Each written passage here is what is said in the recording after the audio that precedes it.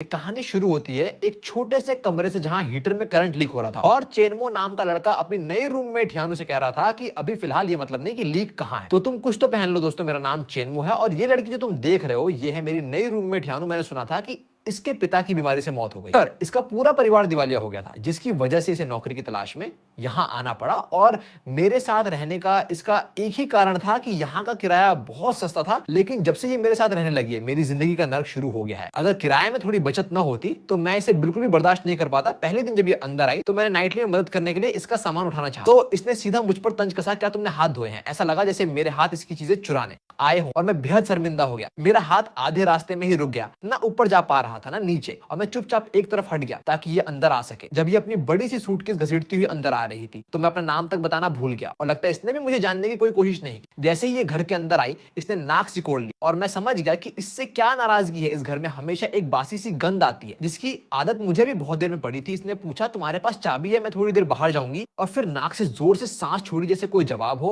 और मैं भी उस पर ध्यान देना नहीं चाहता था। मैंने पैर उठाया और बाहर निकल गया। उस दिन मैं अपने दोस्तों के साथ खाना खाने गया और जब रात के 10 बजे के बाद घर वापस आया तो नींद में ही अपने कमरे का दरवाजा खोला और मेरे होश उड़ गए। ये मेरा कमरा था जहां फर्श साफ चमक रहा था और पहले से रखे गंदे कागजात बिल्कुल व्यवस्थित थे। तो मैंने सोचा घर में एक साफ सुथरी लड़की का होना बुरा नहीं। असल में ये बिल्कुल भी बुरा नहीं था और मैं चैन की नींद सो गया। अगली सुबह जब मैं ऑफिस जाने के लिए उठा तो मैंने देखा कि मेरी मेज पर रखी घड़ी गायब थी, और सबसे बुरी बात ये थी कि मेरी यूएसबी ड्राइव भी गायब थी। दोस्तों वो मेरी जान थी, उसमें मेरी सारी इंस्पिरेशन और सालों की मेहनत भरी हुई थी। तो मैं तुरंत हियानु के पास गया और बोला सुनो हियानु, कल तुमने मेरा कमरा साफ किया था। तो इसने बिना मुंह देखे कहा कोई बात नहीं। मैंने गुस्से से कहा मैं तुम्हें धन्यवाद नहीं दे रहा हूँ, मेरी मेज पर जो यूएसबी रखी थी क्या तुमने उसे देखा? मैंने सोचा कि शायद हियानु ने उसे कहीं रख दिया होगा, लेकिन किसने सोचा था कि ये सीधा बोलेगी उस कूड़ेदान में फेंक दिया दीदी मेरा यूएसबी जिसमें सैकड़ों जीबी डेटा था, और तुमने बस ऐसे ही फेंक दिया। तो ये बोली एक टूटे पुराने यूएसबी की क्या इज्जत है, मैं तुम्हें नया दिला दूंगी। अब तक तुम नया कहोगे उसमें सब कुछ भरा था। और ये सुनते मैं खुद पे काबू नहीं रख पाया। आज मुझे साफ साफ बात करनी होगी कि हमारे बीच कौन सी जगह किसकी है और कौन सी कॉमन एरिया होगी। हमने 10 मिनट तक बहस की और आखिरकार एक समझौता हुआ। लिविंग रूम, बाथरूम और किचन कॉमन एरिया होंगे और बेडरूम प्राइवेट होंगे, बालकनी उसकी प्राइवेट एरिया होगी, क्योंकि उसे वहां अपने अंडरगारमेंट सुखाने थे जो कि बहुत पर्सनल है। मेरे कमरे में धूप आती है इसलिए मैं अपने कपड़े अंदर ही सुखा सकता हूँ, लेकिन उसके कमरे में धूप नहीं आती है और उसके कपड़े कभी सही से नहीं सूखते, इसलिए उसने पूरे घर का बिजली और पानी का बिल खुद उठाने की पेशकश की समझौते के बाद वो मुड़ी और अपने कमरे में चली गई।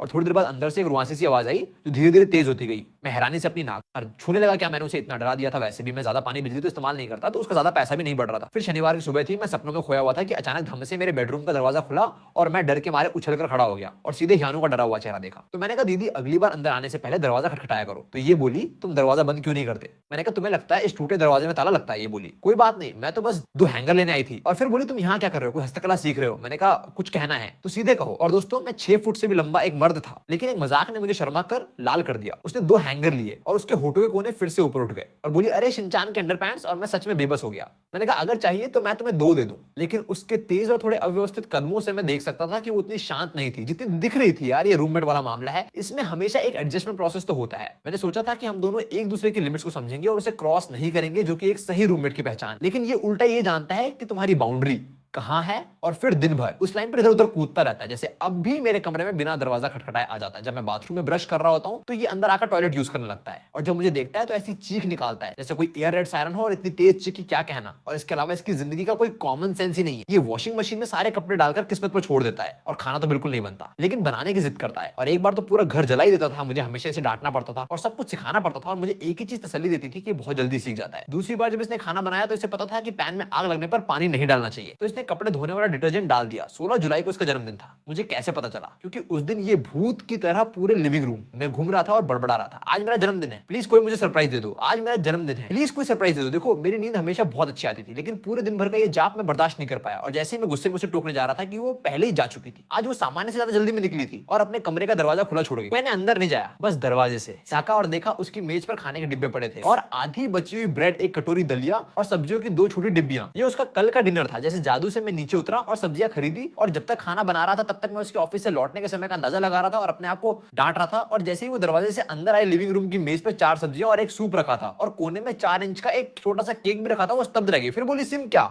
आज तुम्हारे कुछ दोस्त आ रहे हैं, मैंने कहा आज एक पागल का जन्मदिन है, तो बोली तुम्हें कैसे पता कि आज मेरा जन्मदिन है? मैंने कहा सच कहूं तो आज सुबह तुम थोड़ा और जोर से बोलती तो पूरी बिल्डिंग को पता चल जाता। फिर वो बोली मुझे नहीं पता था, भले ही तुम बहुत अच्छे नहीं लगते हो लेकिन तुम्हारा दिल बहुत अच्छा है। मेरे पापा के जाने के बाद से आज पहली बार किसी ने मेरा जन्मदिन सेलिब्रेट किया है। तुम एक प्यारी लड़की हो, तुम्हारा शरीर भी अच्छा है, बस तुम एक अच्छे इंसान हो, तुम्हारी जुबान खराब है। और बस जन्मदिन की पार्टी के बाद ये अपने कमरे में नहीं गई बल्कि मेरी जांग पर सिर रखकर सो गई और मैं पूरी रात सो नहीं सका। ऐसा नहीं है कि मेरे मन में कुछ बुरे विचार थे, असल में मेरा पैर सुन्न हो गया था। उस दिन के बाद हमारे बीच की बर्फ पिघल गई। हम सोफे पर एक साथ लेटकर चिप्स खा सकते हैं, फिर टीवी देख सकते हैं। शायद उसे मेरा स्टेबल सोफा पसंद आया था और मैं तो बस उसकी खूबसूरती का लालची था। एक दिन वो बाथरूम में नहा रही थी और मैं लिविंग रूम में जोर शोर से कुछ खा रहा था कि अचानक अंदर से एक चीख सुनाई दी और हियानो नंगी होकर बाथरूम से बाहर भाग आई। सच कहूं तो उस वक्त मेरा दिमाग पूरी तरह से फ्रीज हो गया और मैं 3 सेकंड के लिए स्थिर हो गया। फिर मैंने कहा देखो भले ही कुछ भी दिख रहा हो लेकिन तुम कुछ तो पहन लो। उस एक्सीडेंट के बाद वो थोड़ी शर्मिंदा हुई और मुझसे कतराने लगी। करीब 3 महीने बीत गए। मुझे नहीं पता मैंने कुछ खराब खा लिया था या क्या, मुझे ऐसा लग रहा था जैसे कोई मेरे पेट में चाकू घुमा रहा हो। पहले तो मैंने ध्यान नहीं दिया लेकिन फिर दर्द इतना बढ़ गया कि जैसे मैं अस्पताल जाने के लिए संघर्ष कर रहा था, हियानु दौड़ती हुई आई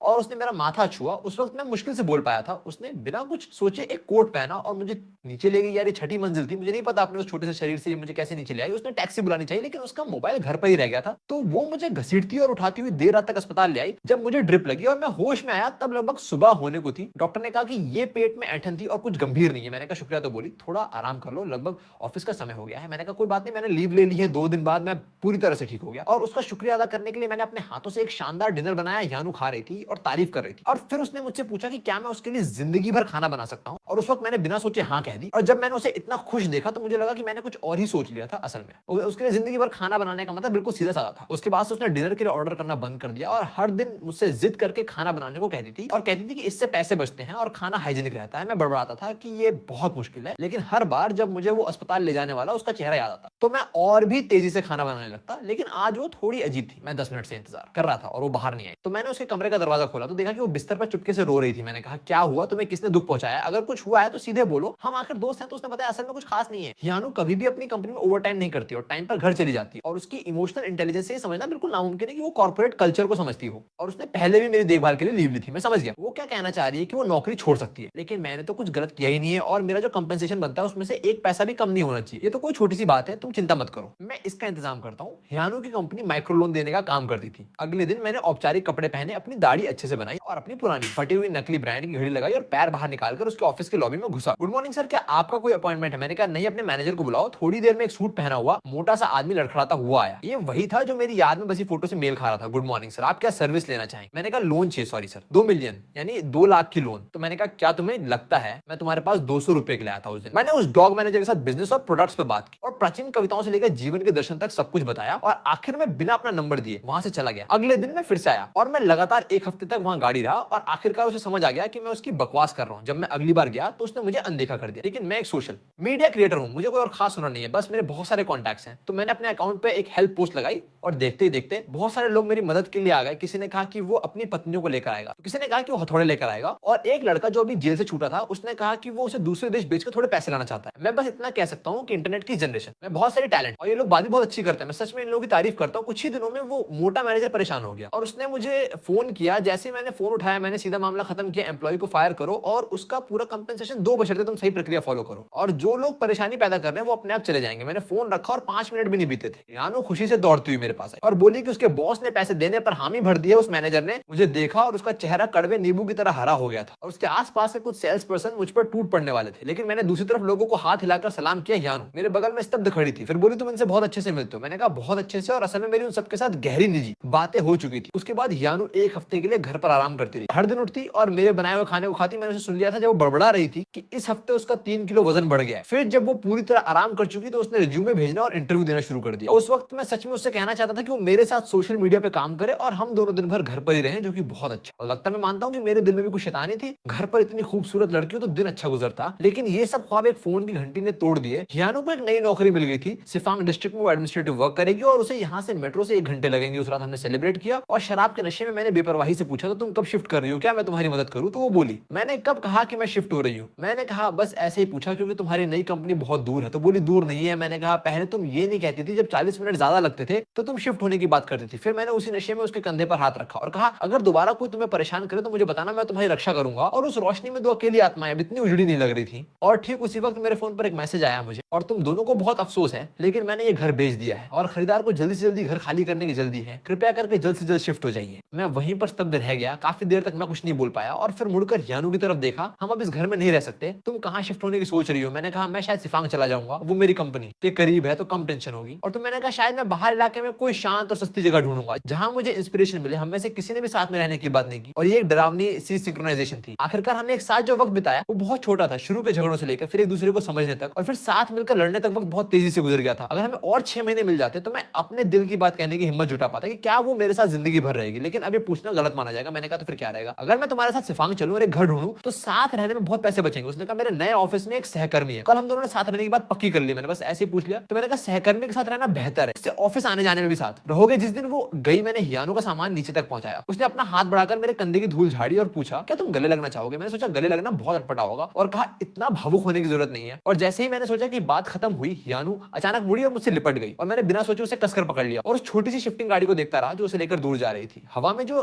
उड़ गया वो लग रहा था मानो अभी अभी खिला हुआ प्यार जड़ से उखड़ गया हो। मुझे याद नहीं कि वो मेरी बाहों से कैसे निकली और ना ही याद है कि हमने कैसे अलविदा कहा। उस पल जब वो मुझसे लिपटी थी मेरे दिमाग में बस 4 शब्द थे, किस्मत बड़ी जली है। आखिर में बस उस खाली सड़क पे हाथ हिलाता रहा। उसके बाद हमारा व्हाट्सएप चैट हिस्ट्री 6 सितंबर को रुक गया। अगले दिन मैंने भी शिफ्ट कर दिया। मैंने दोस्तों की एक टोली बुलाई और हमने पूरा दिन जमकर धमाल मचाया। जब खत्म हुआ तो रात हो चुकी थी। मैं एक बारबेक्यू की दुकान पर बैठा सीखे खा रहा था और पी रहा था और उस पुरानी एहसास ने मुझे तुरंत हकीकत में खींच लिया। वो छोटी सी परछाई मेरे दिल से काफी हल्की हो चुकी थी। दोस्त ने पूछा चैनमो तुम उसके साथ किराए पर नहीं रह रहे हो क्या, और वो हसीना कहाँ है? मैंने कहा शिफ्ट हो गई। तो बोला तुम उसके पीछे पीछे क्यों नहीं रहे, वो सिफांग में काम करती है, मैं उसके साथ कैसे रहता? तो बोला सच सच बताओ, क्या तुम्हारे मन में अब भी उसके लिए कोई भावना है? सच बताना। मैंने कहा नहीं बकवास मत करो। फिर उसने पूछा तो फिर तुमने 2 बेडरूम वाला फ्लैट क्यों लिया? और ये बात मेरे दिमाग पर हथौड़े की तरह गिरी और मेरा शैल टूट गया। हाँ यार मैं अकेला रहते हुए 2 बेडरूम वाला फ्लैट क्यों लूंगा? मेरे दोस्तों के सवाल से पहले मैंने खुद इस पर ध्यान ही नहीं दिया था। बहुत देर तक ढूंढने के बाद मैंने एक बहुत महंगा फ्लैट चुना था और वो भी ऐसी जगह जो सिफांग डिस्ट्रिक्ट के बेहद करीब था और मैं खुद इसका सही जवाब नहीं दे सकता था। शायद मेरे दोस्तों ने सही कहा था। मेरे अंदर का सबकॉन्शियस अब भी हियानो के वापस आने का इंतजार कर रहा था। जिंदगी फिर से पटरी पे आ गई लेकिन कुछ आदतें बदलना मुश्किल था। जैसे मैं हमेशा जरूरत से ज्यादा खाना बनाता था और मैं अब भी खाना ऑर्डर करने की आदत नहीं डाल पाया था। वो सुस्ती कहीं गायब हो गई थी। मैं समय समय पे घर साफ करता हूँ और जो खाली कमरा वो रहता तो नहीं हूँ लेकिन उसे भी अच्छे से साफ करता हूँ। आज बारिश बहुत तेज थी, एक के बाद एक बिजली चमक रही थी। मैं कंप्यूटर के सामने बैठा अपनी हॉरर स्क्रिप्ट के बारे में सोच रहा था कि ज्यादा डरावना क्या है, बिस्तर के नीचे भूत हो या दरवाजे के बाहर गहरे सोच में मैंने झुककर बिस्तर के नीचे देखा, वहां कोई गंदगी नहीं थी बल्कि कुछ ऐसा था जिसकी मैंने उम्मीद नहीं की थी। वहां पड़ा था वो यूएसबी जो यानू ने खो दिया था। ये यहाँ कैसे आया? तभी किसी ने दरवाजा खटखटाया, मैं डर गया, दरवाजा खुला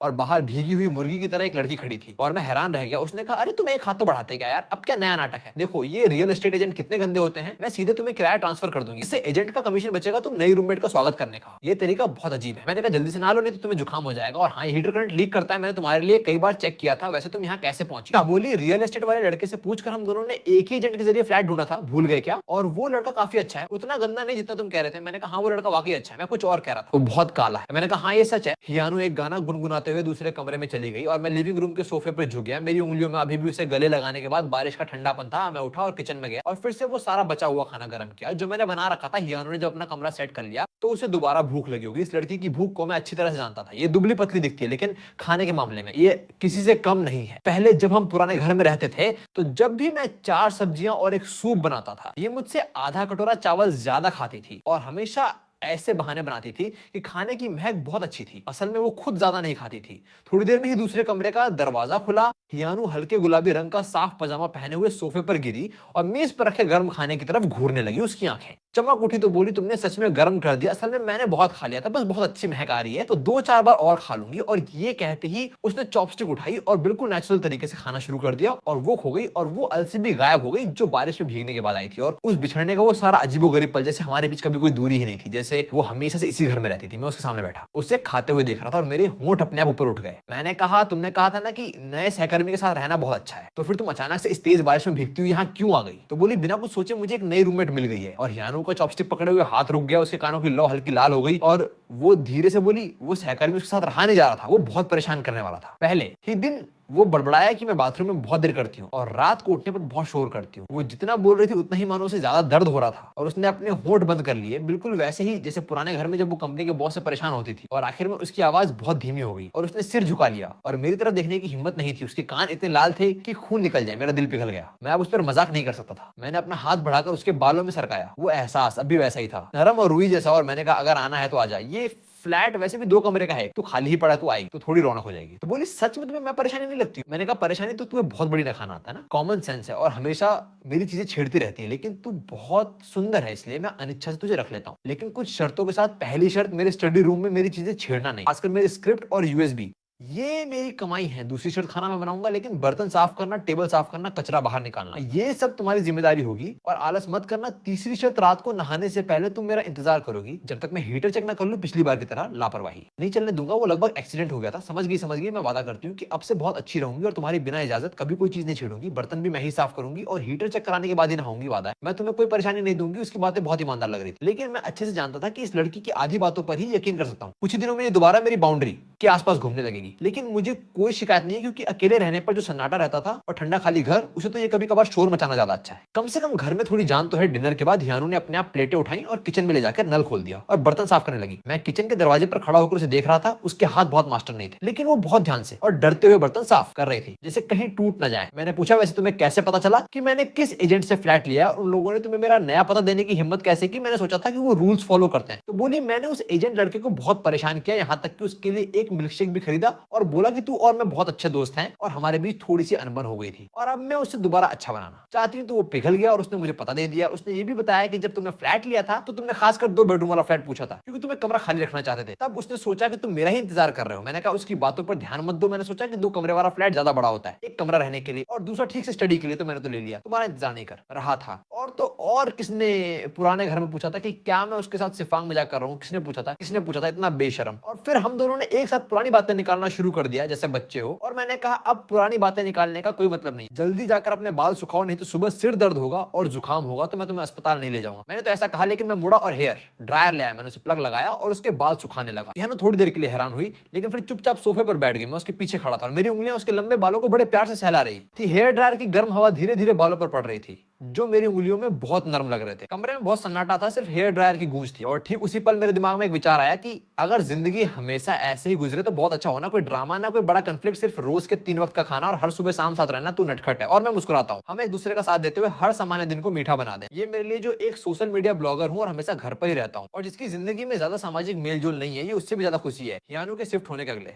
दिन अभी सुबह हो ही रही थी कि मैं हल्की सी खड़खड़ाहट से उठ गया। मैंने फोन देखा, अभी सुबह के 6:30 बजे थे। मैंने आंखें मली और बेडरूम से बाहर निकला तो देखा वो किचन में पंजों के बल बैठी बहुत व्यस्त थी। उसके हाथ में एक अंडा था और वो पैन को देख रही थी और उसके चेहरे पर हैरानी का भाव था। मैंने उबासी लेते हुए किचन के दरवाजे पर टेक लगाते हुए पूछा, सुबह सुबह इतनी जल्दी नींद नहीं आ रही, क्या कर रही हो? तो यानू चौंक उठी और उसके हाथ से अंडा लगभग गिर ही गया और बोली, मैं तुम्हारे लिए नाश्ता बनाना चाहती थी क्योंकि तुमने मुझे रहने की जगह दी, लेकिन मैं भूल गई कि अंडे को पैन में कैसे फोड़ना है। मुझे डर था कि कहीं छिलका अंदर ना गिर जाए, तो मैं हार गया। और उसके हाथ से अंडा और स्पैचुला लेकर बोला, हट यहाँ से किचन मत जला, अब तो तू मेरे साथ रहेगी। मुझे पता है पुराने घर में भी तूने किचन जला दिया था और अब भी हाथ लगा रही है, जल्दी यहाँ से हट, 10 मिनट लगेंगे। तो यानू आज्ञाकारी होकर किचन के दरवाजे तक आ गई और वहीं दरवाजे पर टेक लगाकर बिना पलक झपकाए मुझे देख रही थी, बिल्कुल एक छोटी फैन की तरह। और बोली, तुम्हें सब कुछ कैसे आता है? खाना बनाना, चीजें ठीक करना, और तुम मेरी रक्षा भी करते हो, तुम बहुत अद्भुत हो। उसकी तारीफों ने मुझे थोड़ा शर्मिंदा कर दिया, लेकिन मेरे हाथ नहीं रुके। मैंने 2 अंडे तले, 2 ब्रेड टोस्ट किया और 2 गिलास दूध गर्म किया। इतना सा नाश्ता तैयार था। यानू ने मुंह हाथ धोकर टेबल पर बैठी और खाना खाते हुए तारीफ करने लगी कि बहुत स्वादिष्ट है, बाहर मिलने वाले नाश्ते से भी ज्यादा स्वादिष्ट। तो क्या मैं हर दिन तुम्हारे हाथ का बना नाश्ता खा सकती हूँ? मैंने कहा, ये मेरे मूड पर निर्भर करता है। अगर मैं स्क्रिप्ट लिखने में व्यस्त हुआ तो ऑर्डर कर लेना, मेरे भरोसे मत रहना। तो उसने ऊपर देखा और मुझे मुस्कुरा दी। सूरज की रोशनी खिड़की से आकर उसके गर्म चेहरे पर पड़ रही थी और मैं लगभग अपनी आंखें नहीं खोल पाया। और उस पल मैंने सोचा, जिसे लोग कहते हैं जीवन की लॉ, वो शायद कुछ ऐसी होती है। एक घर दो लोग, 3 बार का खाना, 4 मौसम, सुबह का नाश्ता और शाम को लौटकर घर आना। यानू की नई नौकरी एडमिनिस्ट्रेशन डिपार्टमेंट में है। सुबह 9 से शाम 6 बजे तक, कभी कभार ओवर टाइम भी। मैं हर सुबह 10 मिनट पहले नाश्ता तैयार कर देता हूँ, वो खाती है और निकल जाती है। और शाम को जब मैं काम से लौटता हूँ तो लगभग हमेशा मेरे लिए खाना तैयार रहता है। वो अपनी बात पर खरी उतरती है। खाने के बाद वो बर्तन साफ करती है, किचन समेटती है, लिविंग रूम साफ करती है। हालांकि कभी कभार वो गलतियां करती है, लेकिन पहले से बहुत सुधर चुकी है। मैं अब भी अपना मिस्ट्री चैनल चलाता हूँ, रोज घर पे बैठकर स्क्रिप्ट लिखता हूँ, कलाकारी करता हूँ, वीडियो एडिट करता हूँ। दिन उसी साधारण और शांति में बीतते हैं। जब यानू जल्दी ऑफिस से लौट आती है तो लिविंग रूम के सोफे पर बैठकर किताब पढ़ती है या चुपचाप मोबाइल देखती है। वो कभी मेरे काम में रुकावट नहीं डालती। कभी कभार मेरे लिए एक गिलास गुनगुना पानी लाकर रख देती है और इस शांत से आवाज के बीच धीरे धीरे कुछ ऐसा बन रहा था जिसका नाम नहीं था। बिल्कुल कागज की तरह पतली और नाजुक परत, जिसे ना ही किसी ने तोड़ने की हिम्मत की और ना ही कोशिश की, लेकिन हम दोनों एक दूसरे की आंखों में वो अलग एहसास जरूर महसूस करते थे। जैसे जब रात को हम साथ में सोफे पर टीवी देखते हैं तो वो अपने आप मेरे कंधे पर सिर रख देती है, और जब कोई हॉरर सीन आता है तो मेरे हाथ को जकड़ लेती है और मेरी बाहों में दुबक जाती है, पूरी कांपती है, लेकिन फिर भी जिद करती है कि उसे बिल्कुल डर नहीं लगता। और जब मैं रात को देर तक लिखता हूँ तो वो चुपचाप लिविंग रूम में एक गर्म रोशनी छोड़ जाती है और मेरी मेज के पास दूध का एक गिलास रखकर अपने कमरे में सो जाती है। और ना जब बारिश होती है तो मैं उसके ऑफिस छूटने का समय निकालकर मेट्रो स्टेशन पर छाता लेकर पहुंच जाता हूँ, और वो मेरे हाथ को पकड़कर खुशी खुशी पानी में पैर पटकती हुई आगे बढ़ जाती है। और सप्ताहांत में हम शायद ही कभी बाहर निकलते हैं, ज्यादातर समय घर पर ही रहते हैं। मैं लिखता हूँ, मेरे पास बैठकर घर साफ करती है या कुछ नए व्यंजन बनाना सीखती है। भले ही सफलता की दर ज्यादा नहीं होती, लेकिन हर बार जब कुछ बनाती है तो तुरंत मुझे चखने देती है। एक शनिवार मैं घर पर वीडियो एडिट करने में इतना व्यस्त था कि वक्त का होश ही नहीं रहा और मैं लंच करना भी भूल गया।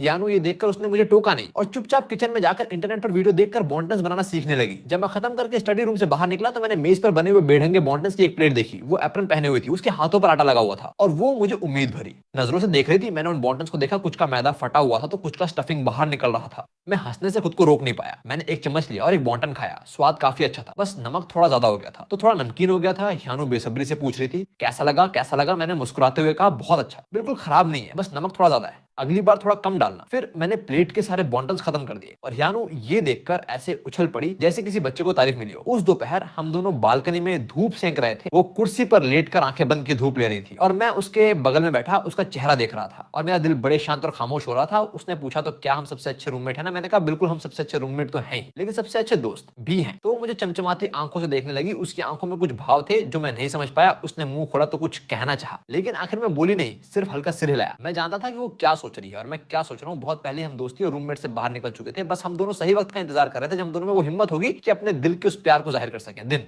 बीतते गए, मौसम धीरे धीरे ठंडा होने लगा। पतझड़ पूरी तरह से आ चुका था, लेकिन घर और भी गर्म हो रहा था। हर दिन ऑफिस से लौटने पर दरवाजा खोलते ही मुझे खाने की महक आती थी। मेरे पास अब कोई बात करने वाला था, मैं अकेला नहीं रह गया था। मैं इन दिनों को और ज्यादा चाहने लगा था और खोने से और ज्यादा डरने लगा था। पतझड़ के सप्ताहांत में बूंदाबांदी हो रही थी, मौसम ठंडा और उदास था। हम दोनों बाहर निकलने में बहुत आलस कर रहे थे और लिविंग रूम में दुबके हुए थे। मैं पुरानी फुटेज को समेट रहा था और यानू एक कुशन लपेटे हुए सोफे पर बैठी मोबाइल देख रही थी। माहौल बहुत शांत और सुकून भरा था। अचानक यानू ने आह भरी और उसका मूड खराब हो गया। उसने मोबाइल एक तरफ फेंक दिया और अपने घुटनों को पकड़कर उसमें सिर छुपा लिया और हिली नहीं। मैंने देखा कि कुछ गड़बड़ है। मैंने अपना काम छोड़ा, धीरे से उसकी पीठ थपथपाई। क्या हुआ? सब ठीक था, अचानक इतनी उदास क्यों हो गई? कि ऑफिस में किसी ने तुम्हारे साथ गलत किया या कोई तुम्हें परेशान कर रहा है? मेरा स्वर बहुत नरम था, डर रहा था कि कहीं वो डर ना जाए। उसने सिर हिलाया, थोड़ी देर बाद धीरे से सिर उठाया। उसकी आंखें लाल थी और पानी से भरी हुई थी। उसने मेरी तरफ देखा और कॉम्पती आवाज में बोली, आज उसके पिता की पुण्यतिथि थी। मुझे याद आया जब उसके जन्मदिन पर उसने बताया था कि उसके पिता का देहांत हो गया था और उसकी बीमारी में सारे पैसे खत्म हो गए थे, इसलिए उसे नौकरी करनी पड़ी और सस्ते किराए के कमरे में रहना पड़ा। मैंने कभी उसके अतीत के बारे में ज्यादा नहीं पूछा था, डरता था कि कहीं उसके दर्द को ना छू लूं। मैंने अपना हाथ बढ़ाकर उसे गले लगाया और उसे मेरे कंधे पर सिर रखने दिया और धीरे से उसकी पीठ थपथपाई, बिल्कुल एक छोटे बच्चे को सांत्वना दे रहा हो। यानू अब खुद को रोक नहीं सकी और मेरी बाहों में फूट फूट कर रो पड़ी। उसका रोना बहुत दबा हुआ और दर्द भरा था। उसने बहुत दिनों से अपने अंदर दबाए सारे शिकवे और तमन्नाएं बाहर निकाल दी। मैंने उसे गले लगाया। मैं उसके शरीर के कंपन को महसूस कर सकता था। मेरा दिल भी भराया। मुझे बहुत दर्द हुआ। ये लड़की जो बाहर से बहुत सीधी सादी और लापरवाह दिखती है, असल में अपने दिल में इतने सारे राज छुपाए बैठी थी, इतना दर्द छुपाए बैठी थी। बचपन से इसकी आर्थिक स्थिति बहुत अच्छी थी। पिता और माँ की लाडली थी, कभी कोई कमी नहीं रही, लेकिन अचानक पिता बीमार पड़े और सारी बचत खत्म हो गई और आखिर में वो उसे छोड़कर चले गए। जो कभी बिगड़ैल राजकुमारी थी, वो आज अकेले संघर्ष कर रही एक मजदूर बन गई। ये किसी के लिए भी सहन करना मुश्किल था। वो बहुत देर तक रोती रही, फिर धीरे से शांत हुई। उसकी आंखें अखरोट की तरह सूज गई थी। लाल नाक मेरे सीने से लगी हुई थी और धीरे से अपने अतीत के बारे में बताने लगी। उसके पिता का एक छोटा सा बिजनेस था, घर की स्थिति काफी अच्छी थी। बचपन में जो मांगा वो मिला, कभी कोई कमी नहीं रही। वो पढ़ने में तेज नहीं थी, लेकिन पिता ने कभी डांटा नहीं, बस कहा खुश रहना बड़ी बात है। उसकी माँ बहुत छोटी थी जब चली गई और उसके पिता ने ही अकेले उसे बड़ा किया और हर सुख दिया। 3 साल पहले अचानक पिता को कैंसर हुआ और वो आखिरी स्टेज में था। उस वक्त यानू ने अभी कॉलेज शुरू ही किया था और ये खबर सुनकर वो सन्न रह गई। पिता के इलाज के लिए घर बेचा, बिजनेस बंद हुआ, सारी बचत खत्म हुई। जितने रिश्तेदार और दोस्त थे सबसे उधार लिया, लेकिन फिर भी यानू के पिता को नहीं बचा सके। जिस दिन पिता की मौत हुई, उसने यानू का हाथ पकड़ा और कहा अपना ख्याल रखना, खुद को रोक मत रखना, खुश रहना और किसी ऐसे व्यक्ति से शादी करना जो तुम्हें अच्छी तरह से रखे, उसकी तरह मत बनना। और यानू ने वादा किया, लेकिन यानू अपने पिता को नहीं भूल पाती। हमेशा जब वो किसी को अपने पिता के प्यार को देखती है तो बहुत दुखी हो जाती है। कॉलेज खत्म करने के बाद यानू अपने शहर में नहीं रहना चाहती थी, क्योंकि वहां हर चीज उसे याद दिलाती थी। इसलिए वो अकेले इस शहर में आ गई, सबसे सस्ता किराया ढूंढा और खुद को पालने के लिए काम ढूंढा। वो अपने रिश्तेदारों से बात नहीं करती थी क्योंकि उसे डर था कि कहीं वो उसकी हालत ना पूछे और वो रो ना पड़े। जब हम पुराने घर में रहते थे तो वो हमेशा मुझसे उलझती थी और बिना इजाजत मेरी चीजें छेड़ती थी। असल में वो बहुत अकेली थी और वो चाहती थी कि कोई उस पर ध्यान दे और कोई उससे बात करे। फिर जब वो मुझे अच्छे से समझ गई तो मैंने उसका जन्मदिन सेलिब्रेट किया और उसका गुस्सा निकल गया। यानू को लगा कि ये शहर इतना ठंडा नहीं है, किसी का साथ होना बहुत अच्छा है। और जब हम 2 हफ्ते के लिए अलग हुए तो वो ना ठीक से सो पाई ना खा पाई। उसे हमेशा एक खालीपन महसूस होता था, चाहे किसी भी घर में रहे, वहां उसे घर जैसा नहीं लगता था। सिर्फ मेरे साथ होने पर ही उसे शांति मिलती थी। उसने एक ही बार में बहुत कुछ बोल दिया और अपने दिल के सारे राज जो उसने बहुत दिनों से छुपा रखे थे सब मुझे बता दिए। मैंने उसे गले लगाया, मेरा दिल पिघल रहा था। मैं उसे पूरी दुनिया का सारा प्यार देना चाहता था। कि लड़की जो लापरवाह दिखती है असल में बहुत ज्यादा संवेदनशील है और प्यार की भूखी है। उसकी सारी जिद और उसकी सारी लापरवाही बस एक ढाल थी जो उसे बचा रही थी। असल में वो अंदर से बहुत छोटी सी बच्ची थी जिसे किसी की देखभाल की जरूरत थी। मैंने उसे कसकर गले लगाया और गंभीरता से धीमी आवाज में कहा, ऐसा दोबारा नहीं होगा। अब मैं हमेशा तुम्हारे साथ हूं, तुम अकेली नहीं हो। मैं तुम्हारे पिता की जगह तुम्हारा ख्याल रखूंगा। मैं तुम्हें कभी दुखी नहीं होने दूंगा और ना ही अकेला महसूस करने दूंगा। चाहे कुछ भी हो, मैं हमेशा तुम्हारे साथ खड़ा रहूंगा। यानू ने मेरी तरफ देखा, उसके गालों पर अभी भी आंसू थे। उसकी नजरों में शुक्र भरोसा था और बोली, सच में तुम मुझे कभी नहीं छोड़ोगे? मैंने कहा, सच में वादा करता हूँ कभी नहीं छोड़ूंगा। मैंने हाथ बढ़ाकर उसके गालों के आंसू पहुंचे और कहा, अब मैं तुम्हारा हर जन्मदिन तुम्हारे साथ मनाऊंगा। अगर तुम्हें कोई दर्द देगा तो मैं तुम्हारी रक्षा करूंगा। अगर तुम अकेली महसूस करोगी तो मैं तुम्हारा साथ दूंगा। हम हमेशा साथ रहेंगे, ठीक है? और यानू ने जोर से सिर हिलाया और मेरी बाहों में आ गिरी। उसने मुझे कसकर पकड़ लिया और अपना चेहरा मेरे सीने में छुपा लिया और धीरे से बोली, ठीक है, हमेशा साथ रहेंगे। उस पल 2 अकेले दिल एक दूसरे से बिना किसी दूरी के कसकर जुड़ गए और वो एहसास जो दिलों में छुपा था और जिसका नाम नहीं था वो अब जगह पा गया। हम दोनों समझ गए थे कि हम एक दूसरे के लिए बहुत पहले से जरूरी हो चुके थे। उस रात मैंने उसके सारे पसंदीदा व्यंजनों से मेज सजाई और जूस की बोतल खोली और उसके पिता को याद करते हुए कहा कि अब हर साल इस दिन मैं तुम्हारे साथ रहूंगा और अगर तुम्हें अपने पिता की याद आए तो मुझे बताना, मैं सुनूंगा। और यानू मुस्कुराते हुए सुन रही थी। उसकी आंखों का दर्द अब काफी कम हो गया था और उसमें थोड़ी कोमलता और शांति आ गई थी। वो जानती थी कि वो एक बहती हुई लड़की नहीं है, उसका कोई सहारा है, उसका एक घर है और जब तक मैं हूं ये उसका घर है। दिन धीरे धीरे बीत रहे थे और आखिरकार सर्दी आ गई। मौसम बहुत ठंडा हो गया था। हीटर से घर बहुत सुकून भरा हो गया था। हमारा रिश्ता अब रूममेट से बदलकर एक दूसरे पर निर्भर प्रेमी हो चुका था। लेकिन हम दोनों ने अभी तक औपचारिक रूप से अपने प्यार का इजहार नहीं किया था। फिर भी हम चुपचाप वो सब कुछ कर रहे थे जो सिर्फ प्रेमी ही करते हैं। लेकिन जिंदगी हमेशा आसान नहीं होती। कभी कभी छोटे तूफान आते हैं जो हमारे रिश्ते की परीक्षा लेते हैं। लेकिन हम हमेशा एक दूसरे को सहारा देते हैं, एक दूसरे को ताकत देते हैं और साथ में हर मुश्किल का सामना करते हैं। हियानो की नई कंपनी का बॉस एक मध्यम आयु वर्ग का लड़की जैसी नजरों वाला आदमी था। वो पहले भी हियानो पर अपनी हरकतों से बुरी नजर डाल चुका था और हमेशा काम के बहाने उसे अकेले अपने ऑफिस बुलाता था या ओवरटाइम करने को कहता था या अपने निजी कामों में हाथ बंटाने को कहता था। हियानो चुप थी क्योंकि उसे डर था कि मैं परेशान हो जाऊंगा और कहीं जल्दबाजी में कुछ गलत ना कर बैठूं। जब तक कि एक रात हियानो रात के 10 बजे के बाद घर आई और उसका शरीर बेहद थका हुआ था और उसके चेहरे पर बहुत दर्द था। उसकी आंखें लाल थी। दरवाजा खुलते ही वो मुझसे लिपट गई और फूट फूट कर रोने लगी। मेरा दिल बैठ गया। मैंने तुरंत उसे गले लगाया और पूछा, क्या हुआ, क्या बात है? कुछ हुआ? हियानो थोड़ी देर रोई और फिर बताया कि आज उसका बॉस उसे दोबारा ऑफिस बुलाकर छेड़खानी कर रहा था और उसे छूने की कोशिश की। उसने बहुत जोर लगाकर अपने आप को बचाया और वहां से भाग निकली। लेकिन बॉस ने उसे धमकाया कि अगर उसने किसी को बताया तो वो उसे नौकरी से निकाल देगा। ये सुनते ही मेरा खून खौल गया और मैं गुस्से से कौंपने लगा। मैं उसी वक्त उसकी कंपनी जाकर उस बॉस की पिटाई करने वाला था। कोई भी मेरे अपनों के साथ ऐसा नहीं कर सकता। मैं ये बर्दाश्त नहीं कर सकता। हियानो डर गई। उसने मुझे रोका और बोली, जल्दबाजी मत करो, उससे सीधा मत भिड़ो। वो कंपनी का बॉस है, हम उससे नहीं पंगा ले सकते। बुरे से बुरा मामला हो तो मैं नौकरी छोड़ दूंगी और दूसरी नौकरी ढूंढ लूंगी। हियानो को डर था कि मैं कुछ गलत कर बैठूंगा, इसलिए उसने तुरंत मेरा हाथ पकड़ा और मुझे समझाया। मैंने दृढ़ता से कहा, तुमने कुछ गलत नहीं किया तो तुम नौकरी क्यों छोड़ोगी? तुम्हें क्यों सहना पड़ेगा? अगर उसने तुम्हें परेशान किया है तो उसे कीमत चुकानी होगी। मैं इसका इंतजाम करता हूँ। मैंने हियानो की भावनाओं को शांत किया और कहा, तुम आराम करो और बहुत मत सोचो, बाकी मुझ पर छोड़ दो। मैंने जल्दबाजी में कंपनी जाकर हंगामा नहीं किया, बल्कि पहले सबूत इकट्ठे किए। मैंने हियानो से कहा कि वो उसके साथ हुई सारी बातों के स्क्रीनशॉट और कॉल रिकॉर्डिंग जो भी हो सब जुटाए। और जो सहकर्मियों ने देखा था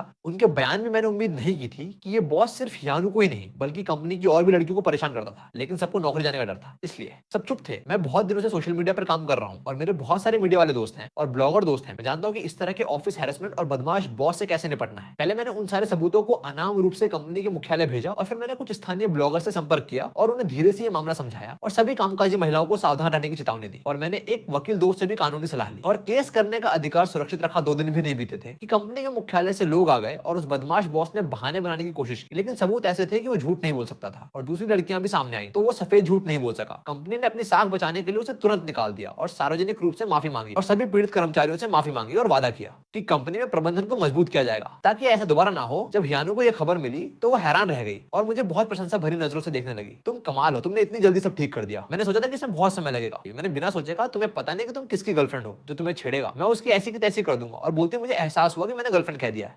मैं थोड़ा शर्मा गया और मेरे कान लाल हो गए। हियानु भी थोड़ी देर के लिए हैरान रह गई, लेकिन तुरंत ही उसके चेहरे पर मीठी सी मुस्कान आ गई और वो पंजों के बल खड़ी हो गई और मेरे गाल पे किस कर दिया और धीरे से बोली, हाँ मैं तुम्हारी गर्लफ्रेंड हूँ, अब तुम्हें हमेशा मेरी रक्षा करनी होगी। मेरे दिल में बहुत मिठास घुल गई। मैंने उसे एक हाथ से गले लगाया और सिर झुकाकर उसे किस किया। ये किस बहुत कोमल और गहरा था, इसमें हमारा सारा प्यार और साथ छिपा था। ये बहुत बड़ा ड्रामा नहीं था, लेकिन ये काफी अविस्मरणीय था। उस दिन के बाद हमने औपचारिक रूप से अपने रिश्ते को प्रेमी प्रेमिका वाला नाम दे दिया और वो चुपचाप दबा हुआ प्यार पूरी तरह से खुल गया था और हमारी रूममेट वाली जिंदगी पूरी तरह से एक प्यारे से घर में बदल गई थी जो मिठास और गर्माहट से भरा हुआ था। उसके कुछ समय बाद मैं भी मुसीबत में फंस गया। मेरे मिस्ट्री सोशल मीडिया अकाउंट को किसी कॉम्पिटिटर ने जानबूझकर रिपोर्ट कर दिया और कहा कि मेरी सामग्री अंधविश्वास और सामंतवाद को बढ़ावा देती है। मेरे कई वीडियो हटा दिए गए और मेरे अकाउंट पर पाबंदी लग गई और मेरी आमदनी बहुत कम हो गई। मैं बहुत उदास हो गया और पूरा दिन खुद को स्टडी रूम में बंद कर लेता था और किसी से बात नहीं करता था। हियानु ये सब देख रही थी, वो बहुत परेशान थी, लेकिन ज्यादा कुछ नहीं बोली, बस हर दिन कोशिश करती कि मेरे लिए कुछ नया स्वादिष्ट खाना बनाए और मेरे पास बैठकर मुझे हिम्मत देती। उसने खुद ही सोशल मीडिया के नियमों को पढ़ना शुरू कर दिया और मेरी सामग्री को संभालने और टेक्स्ट को सही करने में मदद करने लगी और देर रात तक मेरे साथ जागती और मेरे साथ मिलकर समाधान ढूंढती और कहती, हिम्मत मत हारो, तुम्हारी सामग्री बहुत अच्छी है, बस तुम्हें निशाना बनाया जा रहा है, हम धीरे धीरे इसे ठीक करेंगे, दोबारा शुरू करेंगे और यकीनन ये पहले से भी अच्छा होगा। हियानु ने मेरे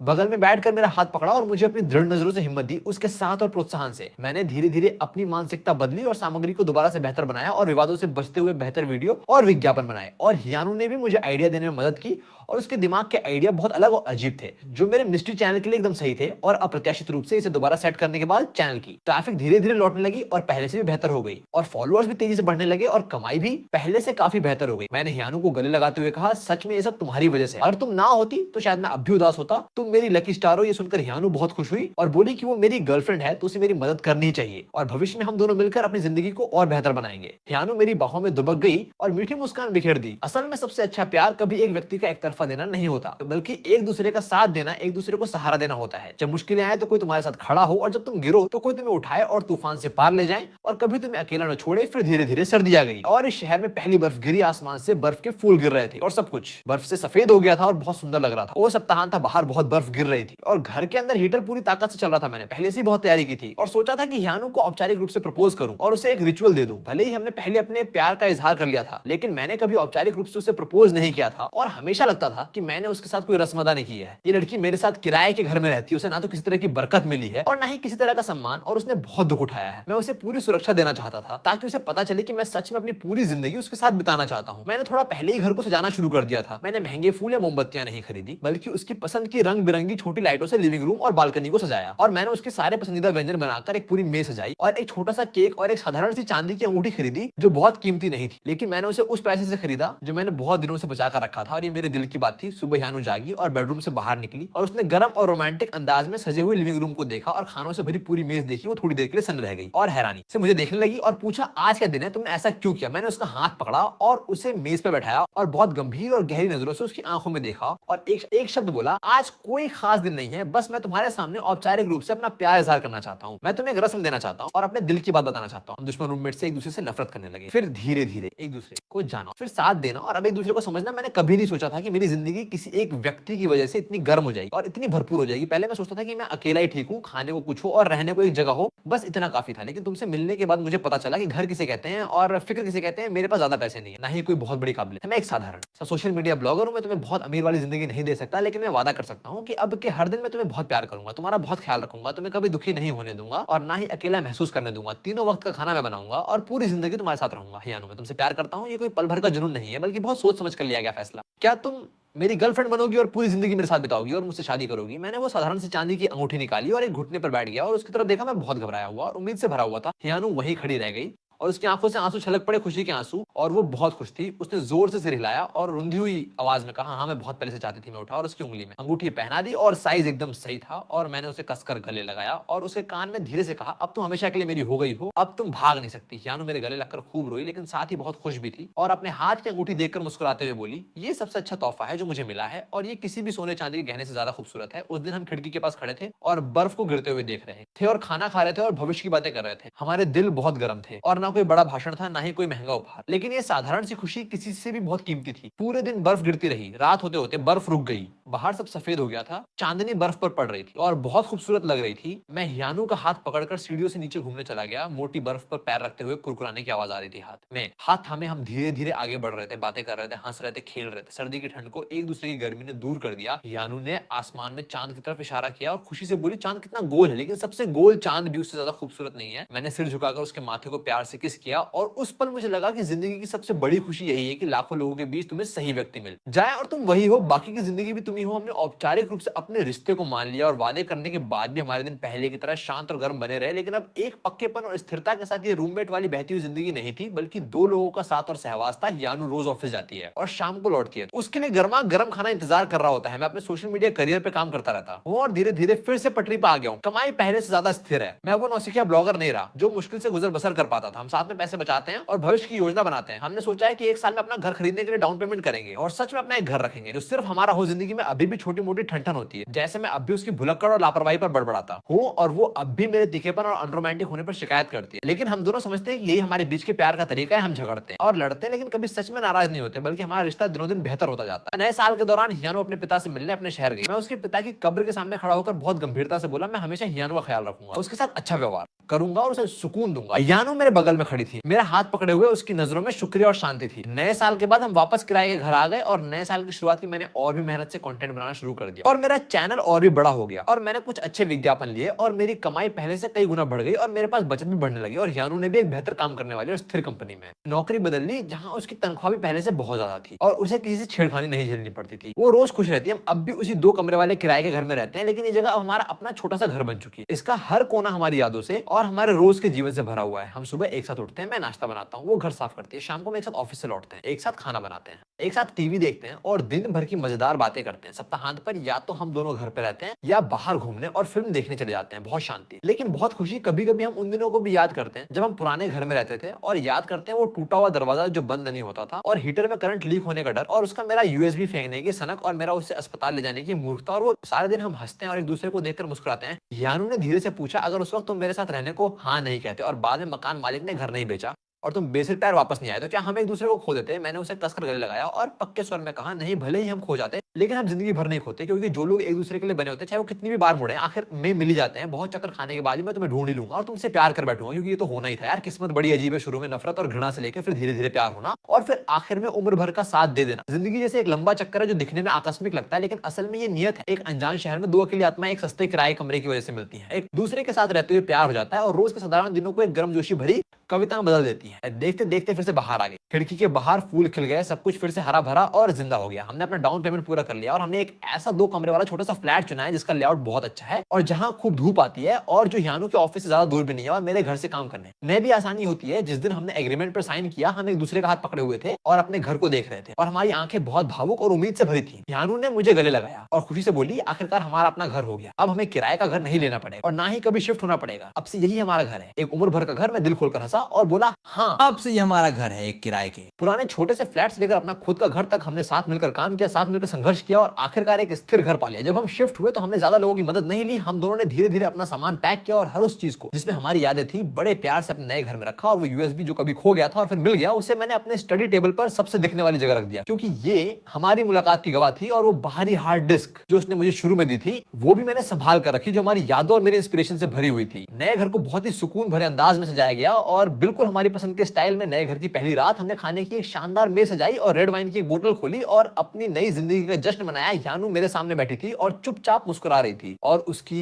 आंखों में बहुत खुशी थी। फिर उसने कहा, शुक्रिया मेरे साथ हमेशा रहने के लिए, मुझे एक घर देने के लिए शुक्रिया। मैंने कहा, नहीं, मुझे शुक्रिया करना चाहिए, तो मेरी जिंदगी में आई और मेरे सालों को गर्माहट दी और मुझे अकेला नहीं रहने दिया। मैंने अपना गिलास उठाया और उससे टकराया और कहा, बाकी की जिंदगी तूफान तुम हो, शांति तुम हो, गरीबी तुम हो, शांत तुम हो, मेरे दिल की नरमी तुम हो, मेरी नजरें जहां जाए तुम हो, हाँ तुम हो।